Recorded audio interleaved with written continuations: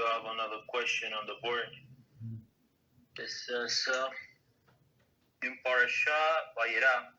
It speaks about Avimelech abducting Sarah.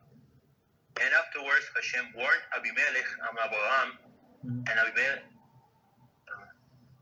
And afterwards, Hashem warned Avimelech, and Abraham and Avimelech spoke together before Abraham went to pray.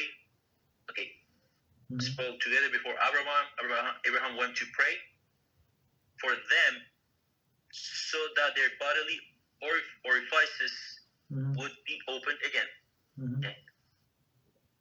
If all of their orifices were closed, how did Avimelech converse with Abraham to ask him to beseech Hashem for this sake? Meaning the mouth counts as an orifice. Orifice. It's a very interesting question. So if everything was closed, right, including mouth, so is everything was closed? I think only the organs, genitalia was closed. I think so, because if a person cannot breathe, he's going to die. She's going to die. So what is the it's not going to. It was not practical. So I think only some male and female organs were closed.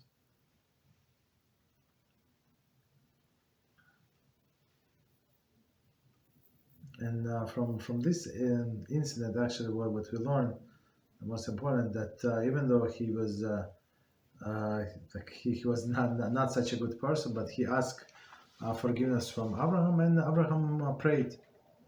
So that's what we said today before, right? Like earlier today, that when somebody asks you forgiveness, when you pursue peace, usually people would understand and they would agree for peace. Like maybe ask him 1 time, 3 times, but usually people give in. Usually, if you have like conversation or something. So okay. So what else? So are these orifices the ones we refer to when we pray Asher Yatzar, meaning the ones that are connected to the organs, but not mouth, nostrils, and so on? Yes.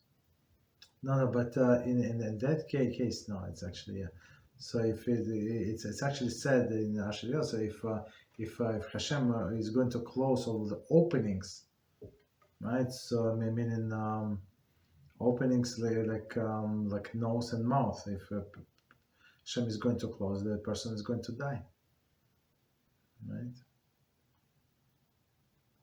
Or person or a person would not be able to go to the bathroom, right? So he's going to die.